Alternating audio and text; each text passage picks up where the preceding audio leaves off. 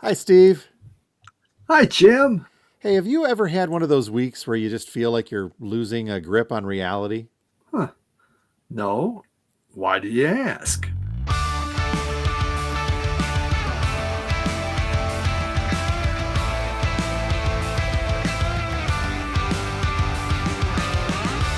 And welcome, everyone, once again to Two Guys Talking About Records, a vinyl community podcast where each week we two guys who are grounded in reality get together and we Yes. talk about records. And as real as it can get this week, my name's Jim and I own a record store. And I'm Steve, a record collector A little that bit of a buys too freak much. out. Yeah, a little bit of a freak out there, Steve, but I'm okay. I'm okay. It's been a Yeah. crazy week here at the store. We had to close for a couple days while I ran out of state. Two different states, actually, Michigan and Well, then two others, just I back and forth. told But you.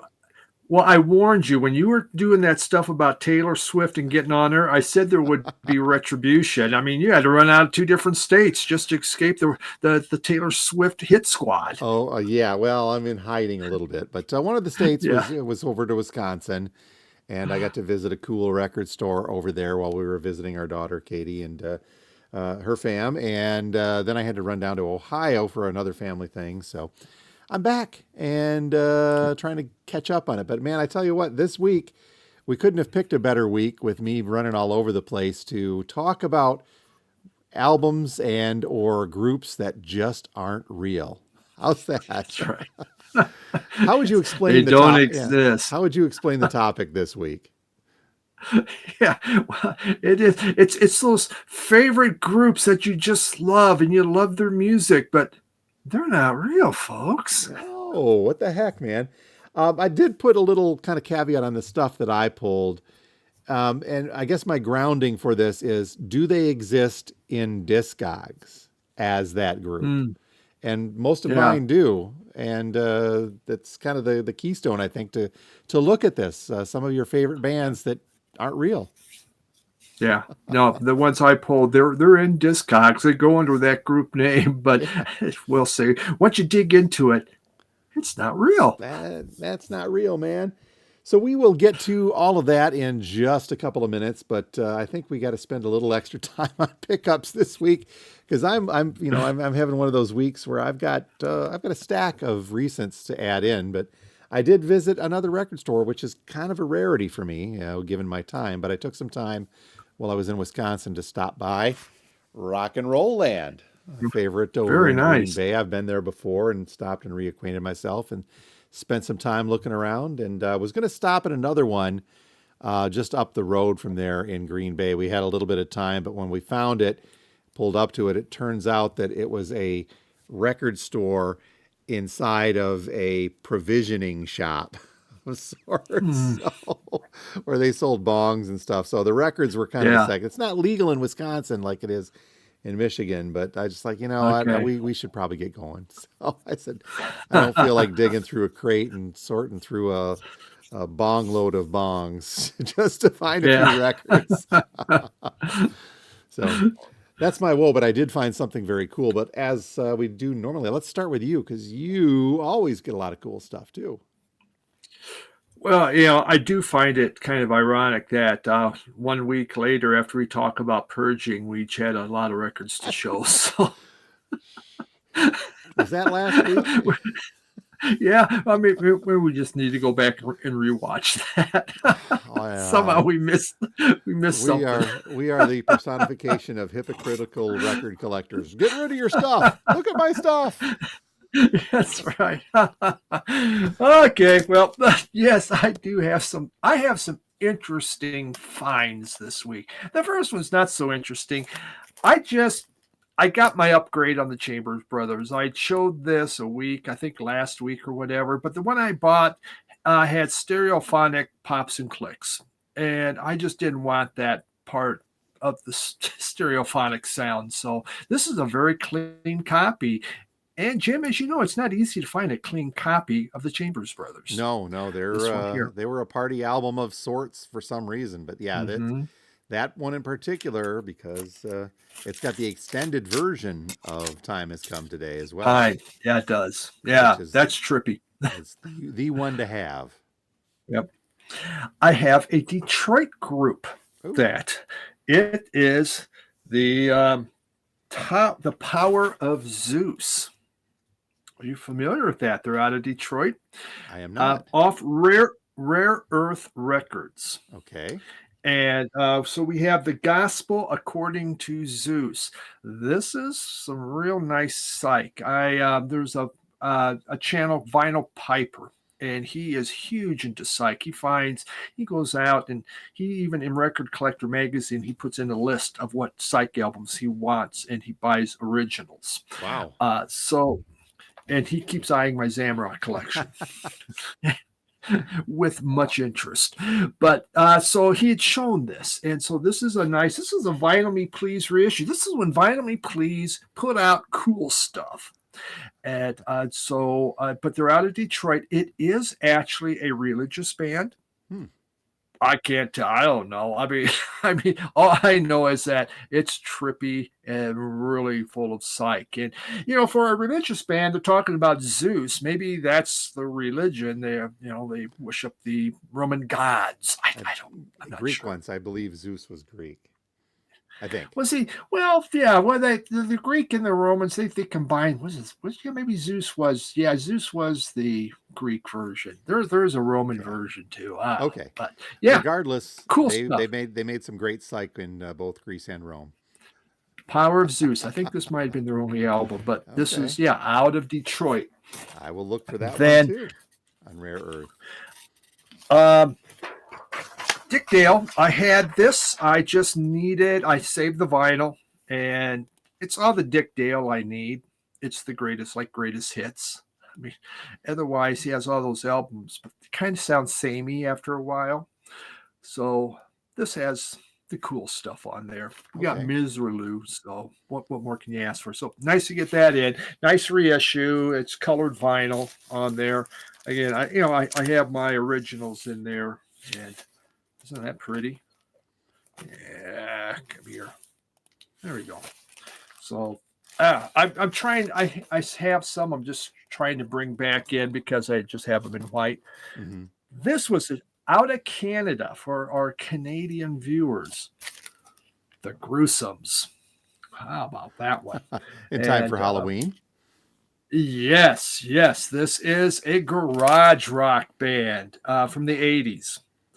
And it's just fun garage rock. I mean, it's that 80s. The Byrds haircuts, everything like that. I mean, the Byrds haircuts were really popular with garage rock bands, weren't they? Yes. Holy cow. And so, Leave My Kitten Alone, Whirlpool, Buzz Off, Out of My Mind. It's mostly it's originals. There is no Hey Joe. Yeah, I saw this in my Kings of Fuzz, Knights of Fuzz. That sounds really interesting. I need to give this thing a shot. So really enjoyed it. Cool. And from that same book, out of Mexico, Dr. Explosion. So we visited both our neighbors from the north and the south. There you go. On this. Yes. And so a 3-piece garage rock band. This is from the 80s again. El Loco Mundo de Jóvenes, which is the crazy world of fun. And this is just some of it's in Spanish, some of it's in English. And there we go. Dr. Explosion. Love the name of the group. Yes. It's good stuff, man. Now, it's just cracks me up. Would that be an educational PhD or a doctorate in medicine? Or explosivity? Yeah, for explosivity. Yeah. These guys, I think they're still out there. I believe around and putting out music. But this is might be the first or one of their other second albums. So very, very nice. Cool garage rock again from the 80s. And I don't think, did I show my Nick Cave box set yet? No, not yet. Did I do that? No, all right. Well, I did buy it. because I'm not buying box sets anymore. No. So it's part of my thing that I said I'm not going to buy. And so this came out. And Oh, the Nick Drake, right? You said Nick yeah, Cave. Nick Drake. Jeez, I said Nick. Yeah, I said that before. I was doing a video on this, and who did I say? Nick Cave. Nick Drake. Uh, I love this album, but this is just on the album, but it's a 4 album set because it has the demos. It has what he first, did when he was just in Cambridge, him and one other guy playing. And so I kind of thinking, do I need 3 full albums of all this session work and stuff? And so I was kind of leery on it, but I do like this album. So I bought it. And all I can say is it was great. And those demos were fantastic. They sounded so good with him on just guitar. And there's a piano of one of his friends playing. Amazing. It was so crisp and beautiful. And the sessions were great. And you would hear him talking and talking back and forth. I was just shocked. I did not expect this kind of sound quality off of it, and to actually like the demos and stuff. It comes with a nice book. It got like track listings and all that kind of stuff, which is kind of blah, blah, blah, blah, blah to me. But it does go through the how it was done coming in. It took over a year to do. Wow. To get it right. And I know to find that album, an original copy of that is expensive thousands. And difficult. Yep. Yeah, it is. It is. And so this is it was a beautiful box set. I know I'd asked you, you weren't able to get it, but I went on to Discogs and got it at a very good price. And I was, couldn't be happier with it. That was an odd because it was in our pre-order system, and I know we talked about me trying to find one for you, and when the time came for the release, it immediately went on back order, and I talked to my rep, and he says, "Oh yeah, they did not get enough of those made, so they went too quick and went immediately on back order." Yeah, and it was nice that I got from a record store before they go, "Hey man, just jump those prices up." Yes. And so because it's doubled in price already. Really? Wow. So you got it in a good time. Good. It is, but you know how it goes up at the start and then start sometimes. I think that's that's what I got this week, Jim. Supply and demand. That's what that's called. That's right. Yes, there's not a lot of supply right now, but they're probably in a factory making more. Oh, cool. Well, my pickups this week, as I've already hinted, because of some out-of-state travel, I did hit Rock and Roll Land in Green Bay, Wisconsin. I've been to the store before, but it was in their old location. It's been about 3-4 years, and they had since moved to a bigger location, and stopped in to check it out. And I think I sent you a couple of pictures. It's a large store, larger than what we've got here, because Green Bay is obviously a larger city than Midland, Michigan. But I had a nice little chat there, and we talked a little bit about the Taylor Swift debacle and their listening party that they had to move, and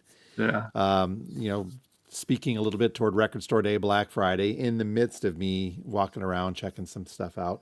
And I picked up a few things, a couple things for the store, some Michigan stuff, which in Wisconsin, oddly enough, is a little easier to find than getting here in Michigan. So I got a few things for our shelves, and then I got one thing for me at Rock and Roll Land, and this was just, it kind of snuck up on me. And Steve, when you, more than anyone, you talk about when you walk into a record store, you look at the wall and you see what's up on the wall behind, because that's where they got all the good stuff. So I went looking at the wall. Yep. And there was a couple of Thelonious Monk albums on there that looked pretty interesting, but they were up in the triple digits. And then I just happened to glance this. I never would have thought that this was never really on my radar for something to get, not like a Grail or anything, but I picked up a Squirrel Nut Zippers Hot album from 1996. Now, I'm familiar with these guys, a couple of songs of theirs, but have never really dug further into the rest of the album. It lists as Dixieland Jazz on Discogs when you go there. Really? And it is, if you stop and think about it, it is Dixieland Jazz. Swing jazz, I guess. I don't know if you want to call them Dixieland. What is, let's see, Hot. Yeah, Dixieland Swing is what Discogs calls them. And this was the only vinyl pressing, I do believe, in the U.S. until a reissue a Yeah. few years later, or just, I mean, fairly recently. The song that obviously, you're led into is a song called Hell, which is swing. It is Dixieland, but it's also got a kind of a mixture of punk rock to it. Are you familiar with that? Hmm. Well, I think you mentioned Oh yeah. you mentioned these guys a week or so back. Yeah. Yeah. And then lo and behold, I see it. So listening to the rest of the album, it is that nice mix of swing jazz, which I'm never really into tremendously, but I got to admit is cool with their little take on it, a more modern Yeah. punk-ish take. Hmm. I remember in the '90s when that came out, and there was some other, I mean, swing music. You had, The Mask with Jim Carrey came out Yep. that deal with Yeah. swing, and and there was these different groups that were suddenly, big and go and I was buying those CDs, and then it left really quick. Yes. So it was on the wall, so it wasn't super cheap, but it also wasn't triple digits. So it was kind of a cool thing. Again, I never Yeah, really thought that's that I'd nice. grab something like that, but so. And then last week, after I got a little bit of VLCT after talking about the Sunday Funnies last week, our friend Brooke says, "Well, I got a couple extra copies of that," and he came in and dropped off Oh, a copy of the Sunday Funnies' first album, the self-titled one. So thank you, Brooke, again for that. Always good to see that come in. So yeah, the Sunday Funnies, like I said last week, it's on the Rare Earth label and it is psych rock, but it does have that little bit of flavor of funk rock to it because of the Rare Earth connection to Motown. So again, same thing with this. I wasn't too familiar with it. Got her in, gave it a good spin. Nifty little gatefold there. And it does have that Michigan flavor to it, like we talked about last week.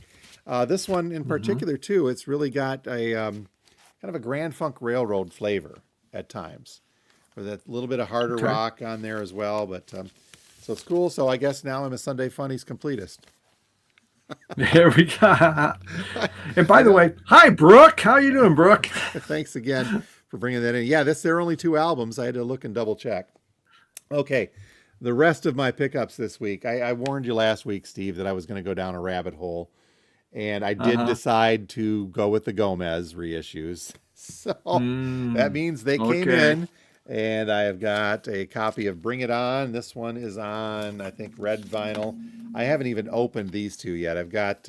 Oops. I've also got a copy of In Our Gun on blue vinyl. It has not been opened because it's been a week. I haven't had a chance. And then finally, I got Gomez Split the Difference. This one is on transparent yellow vinyl. So Split the Difference was 2004. Under the Gun was 2002. And Gomez, this one I did open and listen to because I dig this album. This one was original 2017. So, did you get a Okay. chance to listen to the sound samples last week from the Gomez stuff? No, and I need to do that because I'm curious, really curious on them. And with your expert opinion, being a Gomez completist, uh, Not quite, but yeah, what would? Yeah, not yet.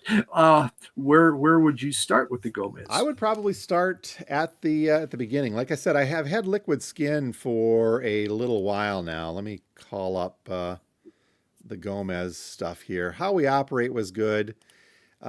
The one that I showed last week, but yeah, Bring It On was their first album, originally released in 19. Oh, I said 2017. I'm sorry, I'm wrong in that. That's the original repress on this. Bring It On was originally released in 1998, and this or Liquid Skin would be kind of a good, I think, starting point if you're going to look at some of these on there too. They're double LPs, which a couple times it's that kind where you're going to get three or four songs aside, so you're stretching it to a double Hmm. LP, but not Yeah. necessarily. But Bring It On seemed to have some decent runtime to it for me at least. So, but it's one of those things where you can't quite peg it down. I looked these guys up and did some more research on. I know you're supposed to do that ahead of time, but British indie rock, as I mentioned, founded in '97, and the thing that struck me on this, let me call this up here, indie rock band from Southport, Merseyside, and see the band has three. This when I said that they sound a lot like a lot of different bands, you can never really peg them down, kind of almost like a Hmm. chameleon on that. The band has 3 different singers and 4 songwriters. So Wow. when you put in that type of flexibility, I think you're going to get a lot of different styles, and that's what comes through, I think, in pretty much most of their stuff. Like I said, I've yet to get through these other 2. I've only ever given kind of topical sample listens online, so I'm looking forward to having some time this weekend to dig further into them. But yeah, the song "Whippin' Piccadilly" I think is their best off of "Bring It On," but "Get Miles." So there's just some cool stuff on there, and it's got a little electronic flavor to it, but it's indie rock with a little electronica in there. Okay. Interesting. Very nice. Looking forward to digging through those. So yeah, I did go a little nuts on that because we're purging. Yes, that's right. And then finally is a new-ish release, and this leads directly into our subject matter for today. This came out on Friday, and it is the Blues Brothers, Yeah. The Lost Recordings. I saw this coming a little while ago on our radar, and it was from a newly rediscovered tapes by Judy Belushi, but it's dedicated to her, so she must have found them a while ago. This has been released in conjunction and on the label. It's a Z2 Comics label. And so they're a comic book producer who were doing a graphic novel of a Blues Brothers graphic novel. So they released this in conjunction with that graphic novel, although I don't have the novel. I'm not planning on getting that. But this is all stuff that was recorded in 1979. So at the height of the Blues Brothers, just I think prior to, now did that say 79? 79 or 80? So right in that, not right at that time of the Blues Brothers peak when the band was hopping. And this has got the real group on there. Matt Guitar Murphy, Steve Cropper's on here, Donald Duck Dunn, Steve Jordan, Lou Marini, Tom Scott appears in there, Bones Malone, Mr. Fabulous, and even Paul Schaefer is live with these guys Of course. on there. So and it's on a very neat royal blue vinyl. Very cool looking. Now, my biggest issue with this, and I gave that a listen, it said studio mastering audio tape. It's done in front of it's a live performance, or several live performances, I think, coming together where they're covering their hits, Flip, Flop, Fly, Hey Bartender, Everything Almost, Rubber Biscuit is on here, Soul Man, of course, Green Onions, with Steve Cropper, Booker T stuff. And it is a step above bootleg quality. It sounds good. It just doesn't sound great. So you could tell that was coming from a tape that got shelved somewhere, and they said, well, it's time to revitalize this a little bit. Let's clean it up with what we can.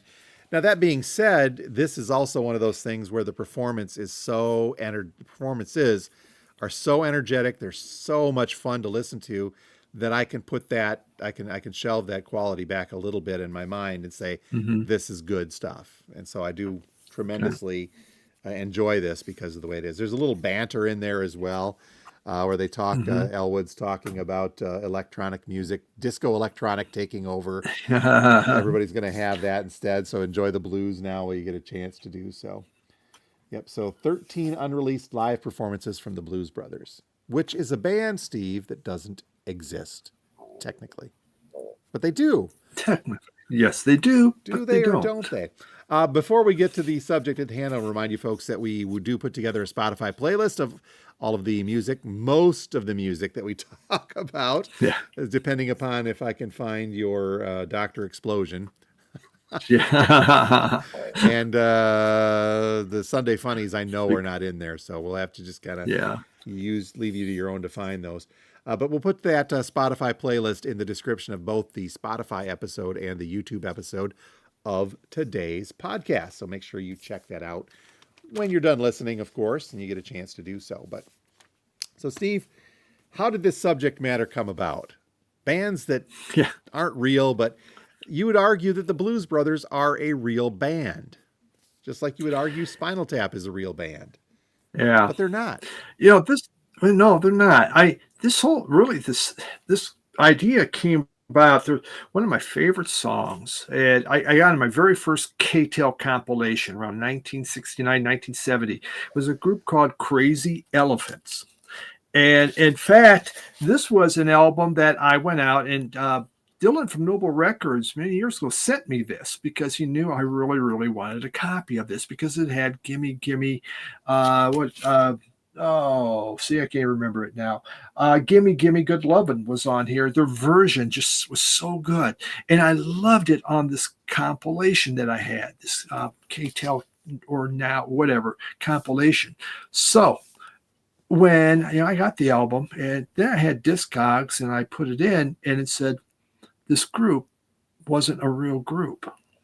It was in fact just some studio musicians that came up with a 45 that hit big.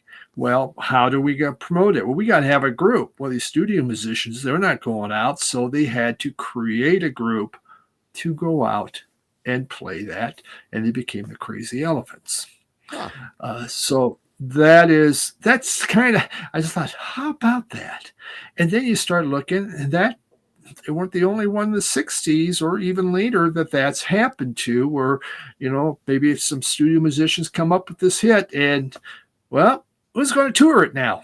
So yeah, that was so the Crazy Elephants were totally fictional. That is But that's a great catalyst into this. Most of the stuff that I had come up with, though, seems to be fictionalized groups that revolve around another medium like television or film.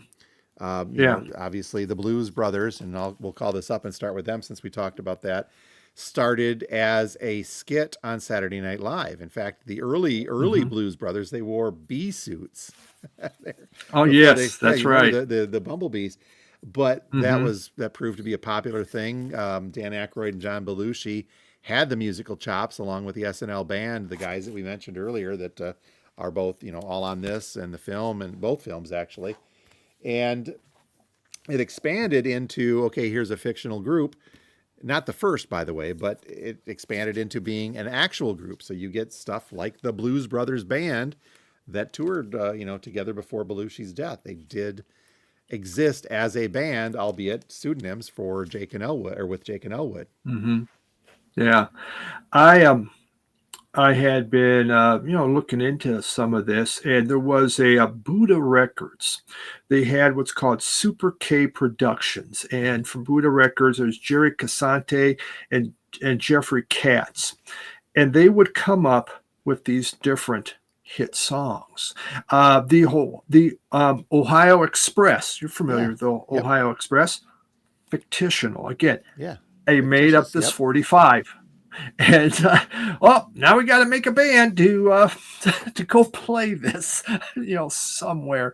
Where so again, not the original people, and so these Super K Productions were known for doing that. But also, when you look in the '60s, I mean, when you think about it, you had the Wrecking Crew. Yep. The Wrecking Crew paid on hundreds of different albums, but they weren't part of that real band that was going out there doing it.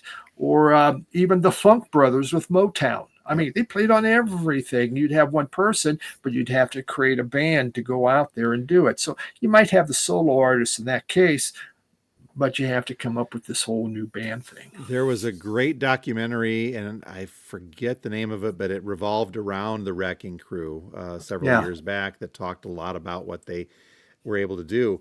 And, the tie in with these fictionalized bands to other forms of entertainment, movies, and television, I think, and I don't have anything pulled up right now, but the Monkees come to mind because the Wrecking Yeah. Crew, in particular, as well as other songwriters, made the Monkees, and they were Hmm. specifically created for a television show, i.e., Yeah. auditioned. And I know that there was always a lot of animosity on the part of Mike Nesmith and to some extent Peter Tork, because those guys were actual musicians who were also actors. And when they kind Yeah. of kicked into it, say, well, you guys don't worry about playing, just pretend. And I go back, I love watching the old Monkees episodes, but Hmm. now, given some distance and time and maturity, you look back and you're like, you know, uh, what's his name? Mickey Dolenz isn't even trying to pretend to play the No. drums in most cases. No. But now Exactly. he's the only remaining monkey left, and he does have some drumming capability, but Yeah. it was never to the level of reaching the superstardom that they did as a fictional act. Yeah. You want another big fictional act? Yeah. Oh, yeah. The Partridge Family. I mean, you'd have them on TV playing, here we've got like a 6-year-old kid playing the drums, just, it's like, right. I'm sure that's happening. This, I, for Christmas, I asked my parents, I want the Beatles. I want this Beatles the red album, the double set. I says, that's what I want for Christmas. So underneath my Christmas tree, there's a record. Oh my God, I got the Beatles. I got the Beatles. And I opened it up and it was this. My only thought is it's red. I'm going to get beat up, man. I can't even tell my friends what I got for Christmas. Well, fictional. When it comes to the Partridge Family, the Monkees, the Blues Brothers, and there's a couple of Archies. And the Archies. The Archies. Well, no, the first batch, the Monkees, the Blues Brothers, and I just lost the other Partridge Family that you were talking about. Yeah. They, yes, were created to be fictional, but they also coexisted as a real touring act. Yeah. The Archies is a great example of something that was created specifically for, well, you could argue the Monkees were too, but the Archies in particular, there's no realistic way they could be a real band because they were created for a cartoon. Mm-hmm. And I've got that called up here with the Archies. So yeah, I mean, you've got more session musicians, and the Archies, a fictional rock band featured in the animated television show The Archies. In the context of the series, the band was all of the characters, and they played that looping. You remember, it was essentially just like 2 or 3 seconds of video, and they'd repeat that for the entire song, intercut with scenes of the thing. But much like the Monkees, the Archies exist in Discogs as an artist. So with more than one album, the Archies, the self-titled, the big famous one, but then they put out more. Everything's Archie in '69, Jingle Jangle, earliest Jangle Pop, Steve. Sunshine, all the way through 1980, they had Archie's albums being kicked out as a fictional, and with no ability to quote unquote tour as a band like the Blues Brothers could, like the Monkees could, or the Partridge Family to some extent would as well. Well, I got my first Archie single off the back of a cereal box. I think it was Sugar Smacks, and those plastics. So, that one, we don't need to tour. We're just putting them on cereal boxes, and cut that out and go from there, right? You sure would. And then from the Archies came Josie and the Pussycats. Yep. Was an offshoot that came out of the Archies. Of course, then there was an actual group doing Josie and the Pussycats stuff. Now I don't know if that came later or whatever, but yeah. Though you look at the fact too that some of the Archie songs, Sugar Sugar in particular, their most famous, actually charted. It got mammoth amount of radio airplay above and beyond the cartoon. And there's something to be said about its contribution to the whole bubblegum pop scene, that helped elevate it to new audiences, because the cartoon appealed to children of a certain age, because that's what cartoons did in the 70s, 60s and 70s. So for that to carry forward to get other audiences interested on the radio side of things, this is kind of cool. I guess I can tap my feet to it. Exactly. I remember just going back even to people writing a song. Lou Reed wrote The Ostrich. He was working in the Brill building for one of those companies, and he came up with The Ostrich and became a hit. And so suddenly the owners are going, well, we got to form a band to play that, to go out there, because it was a dance hit. It was kind of a regional dance hit, but there was no band about it. So, well, we got this hit out there that everyone's digging. We got to create something to go out there and promote it. Mm-hmm. What about the Banana Splits? Remember them? Oh, yeah. Yes, indeed. The whole Hanna-Barbera stuff, H.R. Puffin stuff. And I actually have an H.R. Puffin stuff album over there somewhere. No Banana Splits, but I mean, that's still that same thing. I think everybody was experimenting on, well, you take H.R. Puffin stuff, and although there was no technical band in there, there was a lot of music. The Banana Splits as well. they begin to move from that bubblegum pop sound into the psychedelic rock into the 70s. Yeah. They're trying to mirror, especially with H.R. Puffin stuff, there's a lot of double entendre going on there as far as, hey, this is a kids program, wink, wink. But Yeah. it's not really about that. It's about something else. Yeah. Yeah. Now this But they had opens their up, band. yeah, this opens up, Steve, to another aspect of this that's also tied to filmmaking and in some cases television or comedy. And that is the idea of a parody group that is a fictional group, but becomes Hmm. real enough to become a part of culture in and of itself. You think I'm talking about Spinal Tap, which I am. We'll get to those guys in a second. But before Spinal Tap, there were the Ruddles. Do you remember this Yeah. at all? Oh, Run me yeah. through. Eric Idle and Neil Ennis. Ennis was part of, he actually was a musician with the Bonzo Dog Band, Bonzo Doodah Dog Band, and then worked with Monty Python. Right at the height of the Beatles' popularity, in the middling in there, they put out this fictional film and a fictional band called the Ruddles that really did make fun of the Beatles all the way through. I think I'd read somewhere that, let me find this on here, that the Beatles themselves, Ringo and George probably didn't care a great deal, but I guess Paul was pretty upset that Eric Idle would do this with the Ruddles, and John thought it was amusing. That's according to what I Yeah. read. But yeah, the Ruddles, for those unfamiliar, a fictional rock band that performed a parody of the Beatles in that time frame. Idle's mid 1970s television comedy series, The Rutland Weekend Television, formed for that, and then later toured and recorded, releasing 2 studio albums and garnering 2 UK chart hits.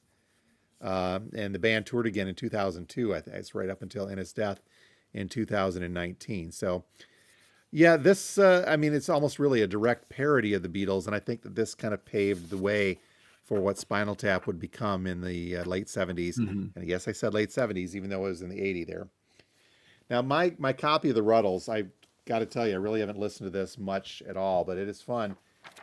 But I think I've got a press kit version of this Ruddles. Oh, nice. So it's got some pictures, and the parody that they went to, the level they went to with the parody of this is tremendously in depth. I mean, there's a Ruddle mania insert in through there, right into some of the covers of the Ruddles albums, the press clippings, all the way down to a Yellow Submarine-esque covers through there, and then ending with the rooftop concert.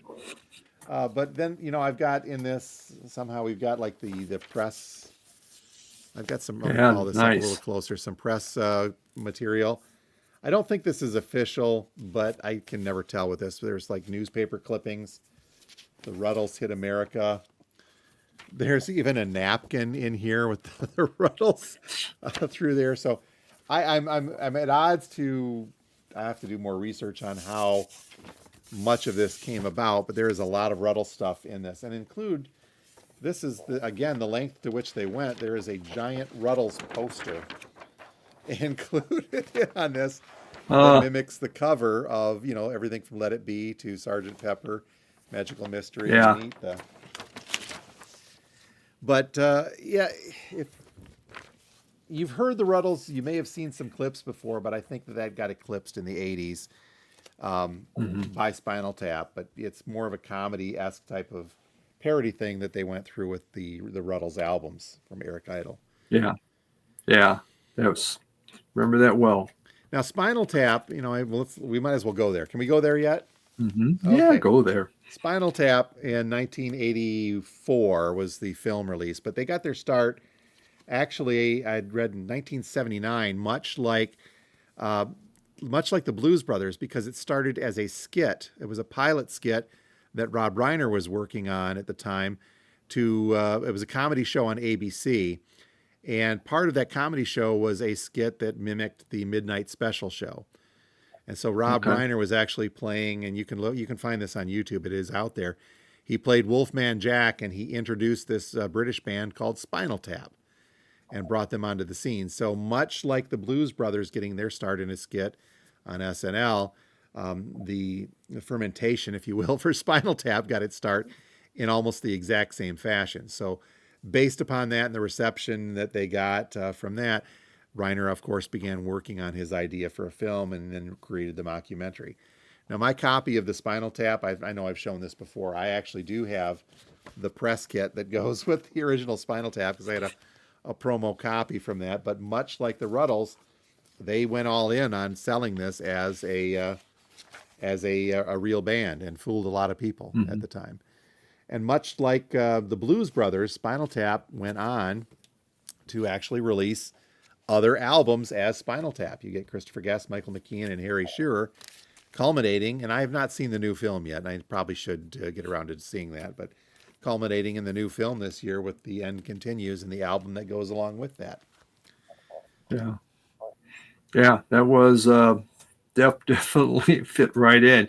But, and they started, again, before the movies, but, then the movie really brought them out. And when you think about other movie bands, I mean, what is Eddie and the Eddie and the Cruisers was another one. Yep. Eddie and the Cruisers. Yeah, and a lot of people thought that was a real band. And I remember hearing people talk about that, but it was just developed for that film. Tom Hanks had a movie, The Things You Like to Do. I'm sure I'm missing all that up. Yeah, I don't remember the name of that one either, but I know what you mean. Yeah, exactly. yeah, yeah. The Commitments. Oh, yep. Spinal Tap, though, the success of that film birthed another mockumentary from Christopher Guest that went into the film The Mighty Wind, another mockumentary of sorts. And this one is all about folk music, but that is Spinal Tap down there. But this one introduced 3 fictional bands in the Folksmen, Mitch and Mickey, and the New Main Street Singers, each of them kind of modeled after folk bands. So again, nothing that ever toured other than the Folksmen, I think, did a couple of gigs. I read a story once where after the movie came out that Spinal Tap billed itself as giving a free concert, I believe, in New York. And, it got a bunch of people excited about it. And prior to Spinal Tap coming out, Shearer, McKean, and Guest came out as the Folksmen as the opening act. And Harry Shearer was later, I guess, said that we were probably the only band in history that got booed off the stage because they were waiting for us to come back on stage. So, to make room for themselves. Everybody that was there to see Spinal Tap, and then these Folksmen come out, and they went from there. But I think that it's a real good marriage, if you will, of creativity when you can tie it into a larger thing like a film. You mentioned Eddie and the Cruisers, or television, because that's really got some stuff built into it. I mean, more contemporary examples. Are you familiar with the film Almost Famous? Yeah. Yes. Okay. Yes. Yeah. The fictional band in that is Stillwater, and from the soundtrack, they're up there as well. But Stillwater actually has a Discogs page. So would we count them then as a legit fictional / real band in this case? But Stillwater's only release, that was the fictional band from the 2000 movie Almost Famous, directed by Cameron Crowe, partially inspired by a Rolling Stone cover Crowe wrote about the Allman Brothers Band. You remember the whole history of that. But the only release on Stillwater's page proper is an album called Farrington Road, and it's a test pressing from 2000. And I was unaware of this, but in the notes on Discogs, it's a limited edition promo test pressing that was given out by director Cameron Crowe and his crew. Doesn't say how limited that was, but just this was kind of a mock-up of the Stillwater album with Fever Dog and a lot of the other things that they had on there. So if it was only given out by the director and crew, it's really limited. None for sale on Discogs, but the ones that have sold float between $300 and $500. Yeah. Wow. I remember there was I was looking for an album from a group called Otis Day and the Knights. Yes. From Animal House. Yep. I thought it was a real group, and I'm looking, God, that is so good, that music. And, I'd go to record stores. I just kept looking and see, where's Otis Day and the Knights at? And find out, that's totally fictional. Not a thing. In that same vein, How about let's see, Marvin Berry and the Skylighters? Are you familiar with those guys? No. How about Back to the Future? He hurts his hand and calls his cousin Oh, Chuck. yeah. But yeah, but they Okay. exist. They exist only on the soundtrack, but they are credited as Marvin Berry and the Starlighters, and with one song, "Johnny Be Good," performed by Marty McFly, along with them as well. But All right. again, we're tying in a movie to these fictional bands, and I've got a couple of other ones. You take "Oh Brother Where Art Thou," the Soggy Bottom Mm-hmm. Boys. These guys were really, really Yep. popular Good apparently point. in the 1930s. Dust Yes. Bowl. But the who is it? The Soggy Bottom Boys are credited on the George album here, Clooney. but Yeah. then Yeah. you've got some real Yeah. You good have the real bluegrass one. musicians. Yep, backing them up. Yeah. Yeah. I think Ralph Stanley. Yeah. That was good. Um, Good one there. I had one to show here. Red Sky. And this is in Discogs underneath Red Sky. There is no Red Sky. There is no such thing as Red Sky. It was totally a label, a kind of nefarious label that would take songs from other artists that they just found laying around on tapes and put them into albums. And then they would put up a band name. No band was ever created to go out. These songs are from different people, but it kind of sounds like it's the same person. I found this at records. At first, I thought, God, that just look at that cool car. So I'm buying this. And I'd ask the guy, you know anything about that? He goes, no, I really don't. Well, it was a totally fictitious thing.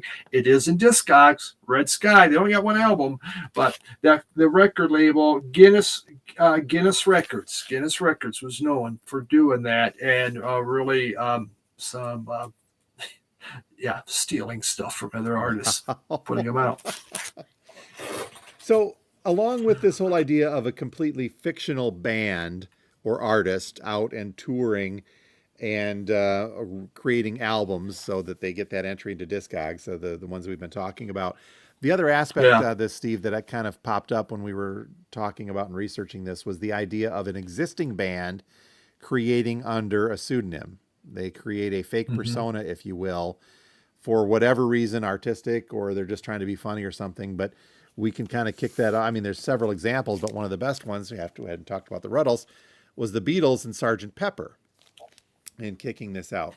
And in my reading on this, I mean, I'm not a Beatles expert by any way, shape, or form, but in reading up on this, it seems that they created the album and the concept for Sergeant Pepper, and as that developed through there, it became an idea that created the conceptual part of the album, that this was a fictional band performing on the album as the Beatles. So I don't know if we would call this a fake band because it's part of the album itself, Yeah.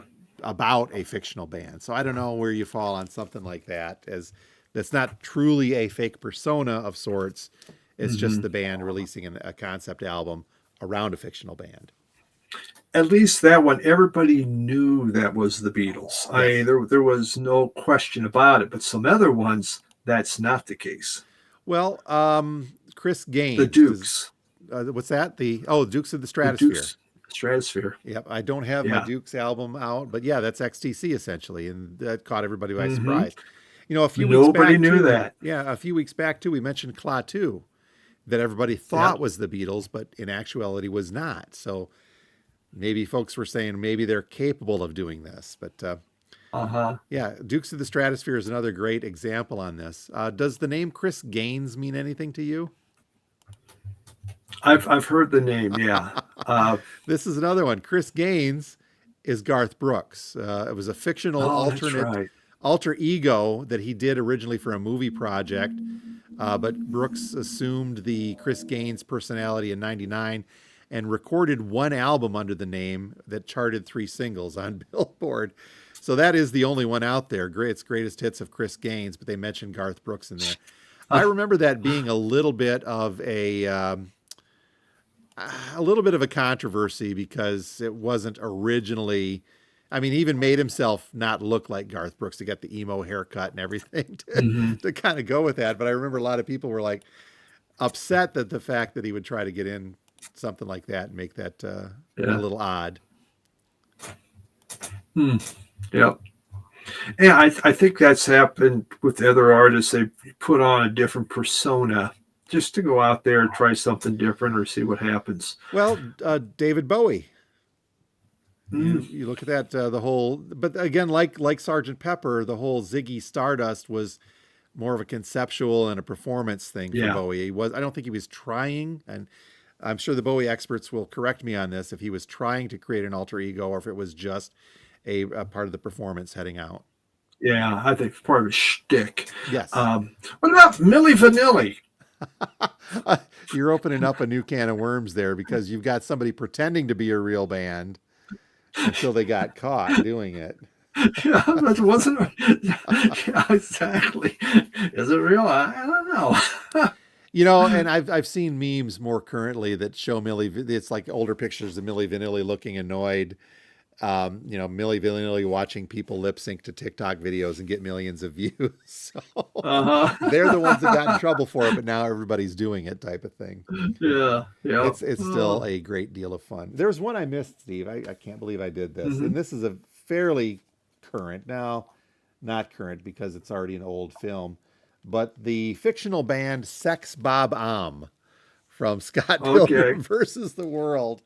Again, not real in any sense that they're touring, but they're credited as Sex Bob Am on here. And then the other fictional bands that went along with it, as if you haven't had a chance to see the movie, I suggest, if you don't like flashing lights, don't watch it. But it's a fun movie by Edgar Wright, and it's got a lot of great music in there. But yeah, the fictional Sex Bob Am with their lead singer and guitarist Stephen Stills and Young Neil.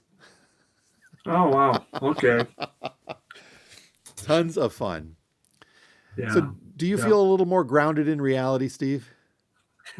I've come down. Yeah. I'm much better. We've got this stuff now kind of sorted out, so we know what's fake and what's real. I think I'm feeling a little better as well. So yeah. Okay, I have to cut. Was there anything else that you covered, or we go through them all? No, I got everything that I had. Okay. That I think about. Yeah. Okay. So what about you folks? Are there some favorites out there that are fictional bands that we missed? Please let us know on that. Maybe they are real enough to have an entry on Discogs. Maybe they were real enough to tour. Or maybe they were just completely made up and there's no way they could tour because they were cartoon characters and couldn't do that. Or maybe there's a few other on the alter ego side of things that we missed. We'd love to hear you folks chime in and let us know. But again, let's keep it real, man. Let's keep it real. Yeah, keep it real. That's right. Does one final question for you, Steve? Does the fact that some of these bands are completely fictionalized, they're real enough to tour, real enough to release an album or two, does that diminish your enjoyment in any way, shape, or form, knowing that they're not on the completely up and up side of things? Yeah. If the music sounds great, that's all that matters. Like the Crazy Elephants, man. It's still, hey, you're not real, but it sounds great. Always fun. All right, well, you folks have been listening and or watching to Two Guys Talking About Records, our vinyl community podcast. And as always, Steve, it's a great amount of fun talking to you. I think I'm going to go spin my Ruddles one. I'm going to dig that up and refresh my brain with that old stuff again. But then the Spinal Tap. And don't even get me started on the whole record. So I think I expressed my dismay that they released this and then announced a Record Store Day release of it as well. But yeah. Who are you going to complain to? Spinal Tap? That's right. They're not real. Yep, they're not real. So you're just talking to yourself, man. All right. Well, you folks all have a great week. And until next time, my name is Jim, and I own a record store. And I'm Steve. I own a record collection. There we go. Have a great week, Steve. Thanks. Yeah. You too, Jim. Bye, everyone.